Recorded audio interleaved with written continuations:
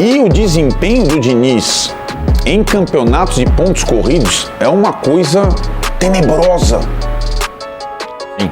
Ele tem mais derrotas que vitórias só treinando um time grande. O trabalho do Diniz sempre teve prazo de validade, porque é um pacote. Qual é o pacote? A insistência de um estilo de jogo único. Ele não tem outro modo de jogar, é sempre...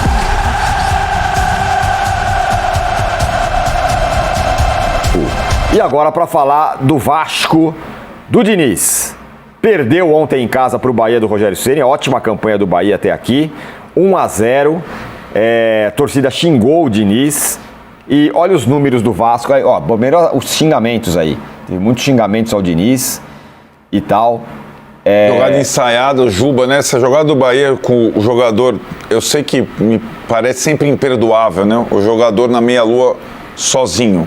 Mas é uma jogada que o Bahia faz bastante, tem precisão. Pode ser com o Jean Lucas, com o Juba. Então o trabalho longo de um técnico ajuda muitas vezes, né? E o Diniz, na sua enquete, diferentemente do Tite, por exemplo, mas mais parecido com o Sampaoli, ele carrega a questão do ano passado. A perda do título da Copa do Brasil em casa pro Corinthians e tudo mais. E o desempenho do Diniz em campeonatos de pontos corridos é uma coisa tenebrosa. Sim. Ele tem mais derrotas que vitórias só treinando um time grande. É uma coisa tenebrosa, preocupante, né? E o Vasco está investindo pra dedéu, não é pouco não. Não é que ele fala, o Vasco... Não. Essa é a passagem do Diniz no Vasco. A passagem atual em todas as competições. 53 jogos, 19 vitórias, 3 empates, 21 derrotas. Mais derrotas do que vitórias. Eu tô falando da 44% de aproveitamento. Eu tô juntando Fluminense, Cruzeiro, etc. Se você pegar os últimos campeonatos brasileiros de pontos corridos do Diniz, cara, é apavorante. Essa é uma questão. Olha, fala, Casão. Então, só quero falar uma coisa. O Diniz... para mim não é surpresa nenhuma o Diniz estar nessa situação, né? Para mim não é surpresa nenhuma. Eu sempre falei e continuo achando o Diniz, o trabalho do Diniz sempre teve prazo de validade, porque é um pacote. Qual é o pacote? A insistência de um estilo de jogo único. Ele não tem outro modo de jogar, é sempre o mesmo, seja qual for o elenco que ele tem, os jogadores que ele tem, não importa a característica do jogador, ele quer que os caras façam aquilo que ele gosta, que aquilo que ele acha o certo fazer o tempo todo. Esse é um problema. O outro problema dele é o comportamento no banco. As ofensas, gritarias, ridicularizar o jogador, sabe, expor o jogador diante da torcida, da imprensa, dos adversários, a família vendo o jogo e vê o filho, vê o pai tomando sendo massacrado pelo treinador no banco, né, na área técnica. Isso pesa pra caramba. E a outra coisa são as entrevistas. O Diniz, ele não aceita um debate. O Diniz não aceita um debate, o Diniz não aceita uma contestação, o Diniz não aceita que o repórter fala, Diniz, mas você não acha que tem que mudar um pouco o estilo em alguns jogos e tal? Ele já ele já começa a falar se o cara, você entende de futebol, você é treinador, o que você fez e tal. Ele já começa a querer desqualificar a pergunta, desclassificar o cara que tá fazendo, e isso, cara, isso junto com derrotas e com mau desempenho, pesa pra caramba. Pra mim, dos três ali que você pôs na enquete, Sampaoli, Tite e Diniz, o Diniz é o mais ameaçado. É o mais ameaçado. Porque essa ameaça já vem do ano passado. Ele terminou o Campeonato Brasileiro no ano passado perdendo 6 jogos seguidos. Foram 6 jogos seguidos. E aí ele foi pro finalista da Copa do Brasil e perdeu em casa, no Maracanã, lotado. Sabe? Então... é isso, o Diniz, se o Vasco não reagir, o que pode segurar o Diniz é o Campeonato Carioca agora, que ele pode chegar numa final, vai jogar uma semifinal, tal, de repente a coisa pode funcionar. No Brasileiro ele vai jogar fora de casa agora, ele tem 1 ponto, 3 jogos, 1 ponto, e a próxima rodada é fora de casa. Não sei com quem, eu não tô com a tabela na mão aqui, mas é fora de casa. Então, cara, é assim, o trabalho do Diniz é pesado para todo mundo que tá ao redor. Para todo mundo que está ao redor.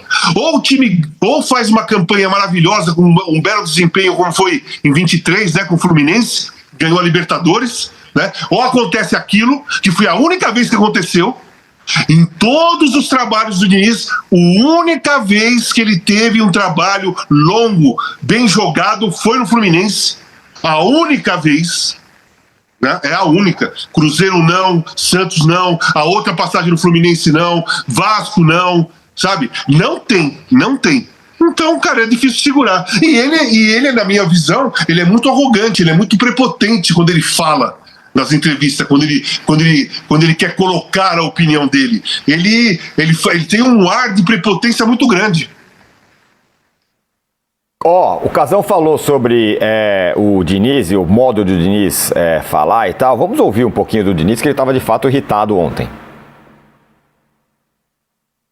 Você chegou já a 52 jogos sob o comando do Vasco e já chegou na sua 21ª derrota. E isso tem gerado críticas do torcedor, como hoje as vaias. Evidentemente que não é só por causa do jogo de hoje, tampouco por causa do jogo da Chapecoense, que de fato o Vasco merecia uma melhor sorte. Mas os resultados, eles não são bons. E eu queria saber de você, assim, como é que você se sente em relação a essa pressão? Como é que você se sente até, inclusive, em relação à própria diretoria do Vasco? O que é falado para você? Como é que é avaliado o seu trabalho nesse sentido? Obrigado. Vou falar como eu me sinto. Eu me sinto como contra o Botafogo a gente ganhou, a resposta que eu te dei. Quando a gente quer trazer os números e é conveniente para colocar mais pressão, como você está fazendo, aí você traz. Não é a primeira vez que você faz isso. Então, assim, eu estou aqui para ser pressionado mesmo. Então, os números são esses. Mas você sabe também que o rendimento não era para ter esses números desde o ano passado. Então, assim, eu vou sustentar e eu acredito que o trabalho, os números vão mudar, o placar final do jogo vai mudar. É isso que eu espero. Da diretoria, eu não conversei nada com a diretoria. Mas eu seguro daquilo que eu faço, Joel. Sou seguro. Quando tiver uma outra oportunidade, você vai trazer os números a valor presente de novo. Está sendo uma prática sua, mas tudo bem. Eu estou aqui para responder e está tudo certo. Está tudo bem. Os números já é a terceira ou quarta vez que você traz. Então tá bom. Então tá tudo certo. Mas tá tudo, não vou discutir, já estou respondendo. Não, tudo bem. Mas são números. E é uma amostragem grande. Mas tudo bem. Então tá tudo certo. Tá tudo bem. Tá tudo beleza. Você tá ganhando hoje, tá? Você tá ganhando hoje. Não precisa desculpar, não. Você tá ganhando hoje. Comemora. Bom, não. Comemora. Estou aqui para comemorar. Tá bom. Júlio Gomes. Fala, Casão. Só uma coisinha. É esse tipo de comportamento e de fala na entrevista que eu falei antes. Eu não tinha visto a entrevista dele. Eu falei das outras entrevistas que eu já vi várias. É isso daí. Cara de deboche, desafiador. O cara deu os números reais. Você tem que falar, você não tem que desafiar o cara. Não, você vai ver que os números vão melhorar. Falar de o que pode acontecer no futuro, aí é jogar pro alto. Sabe, o futebol é o fato. Esse é o fato real. É em cima disso que tem que falar. Júlio Gomes, e aí? Você que é um cara que gosta do Diniz, mas agora ele tá sofrendo, hein? Não, mas isso é irrelevante. Acho sim que o Diniz, em vários momentos, ele erra no tom, ele erra a mão.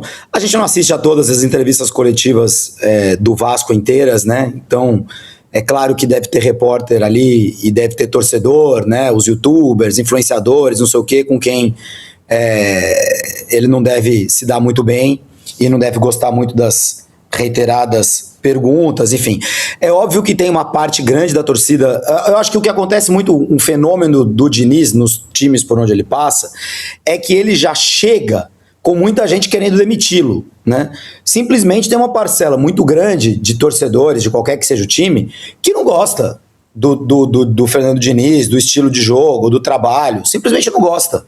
Então, ficam só esperando ali as primeiras 2 derrotas que sempre vão vir, as primeiras 2, 3 derrotas para pau, fora Diniz, etc e tal. Isso acontece em todos os clubes por onde ele passa, faz parte, já é parte do pacote dele como treinador, né? Ele chega num clube, tem gente que já gosta de graça e tem gente que já odeia de graça, independente dos resultados. E aí quando as coisas estão indo bem, os que gostam dele ficam mais inflados na discussão. Quando as coisas estão indo mal, os que não gostam do Diniz é que ficam mais inflados e mais vocais nesse momento. O Arnaldo tocou num ponto importante, a diferença de desempenho é muito gritante nos jogos de mata-mata para os jogos de pontos corridos. Eu acho que ele nunca teve também na mão times grandes, sim, sem dúvida, mas poucas vezes teve times bons assim, na mão, não foram muitos das passagens do Diniz. Geralmente ele já chega meio que naquela coisa bombeiro, né? Raros são os clubes que acreditam nele para pegar o projeto desde o começo e tal. Geralmente já chega numa situação ruim, como foi essa do Vasco. Agora, muito já se falou, muito já discutiu do Diniz, e acho que não é o caso agora. Agora, falando pontualmente, desses 2 últimos tropeços no Brasileiro, os 2 foram muito injustos, né? Assim, pra quem viu os 2 jogos, eu tive a chance de ver os 2 jogos, assim, o jogo contra a Chapecoense era para ser um jogo de goleada, e aí toma um gol de falta ali aos 46 do segundo tempo, e o jogo de ontem também não era pro Vasco ter perdido do Bahia, não, foram 26 finalizações a gol, 26 a 8, só 4 certas. Além do Diniz, quem foi muito vaiado foi o Felipe Coutinho, no momento em que foi substituído. Então, assim, tá faltando também para os jogadores do Vasco colocar um pouco o pé na forma. Muitas vezes isso é técnico também. Por exemplo, não gostei quando eu vi o Diniz dizer na entrevista ontem que a jogada do primeiro gol do Bahia nem foi ensaiada, os caras combinaram ali na hora, ali, a gente viu que o Everton Ribeiro ali decidiram ali na hora, tal. Acho que tirar um pouco do mérito de um time que faz essa jogada, como já disse o Arnaldo, várias vezes, né? A gente já viu o Bahia fazer essas jogadas ensaiadas várias vezes. É óbvio que é uma jogada ensaiada. Tudo bem, pode ter fugido do radar dele. Pode ser que ele não tenha visto, não tenha marcado bem, mas eu acho ruim você diminuir, né? Muitas vezes os times jogam muito mal e conseguem algum resultado. No caso do Diniz, é muito frequente a gente ver o contrário. E se o time está jogando bem, criando volume de jogo e não consegue ganhar os jogos, também não pode ser colocado só na conta do azar, né? Alguma coisa melhor precisa ser feita para encontrar os gols. Melhor em bola parada, talvez, melhor em jogada ensaiada, como essa, e não só no ritmo do jogo, né, que os times do Diniz criam. De qualquer maneira, desses jogos contra Chapecoense e Bahia, o Vasco deveria ter saído com 4 pontos e acabou saindo com 1. A pressão vai ficar nele até o resultado mudar ou até ele ser mandado embora, que é o que a gente já viu acontecer várias vezes. Olho na tela, o próximo jogo do Vasco, que o Casão falou, vai ser no dia 26 de fevereiro contra o Santos na Vila. Contra o fora Santos. de casa, portanto.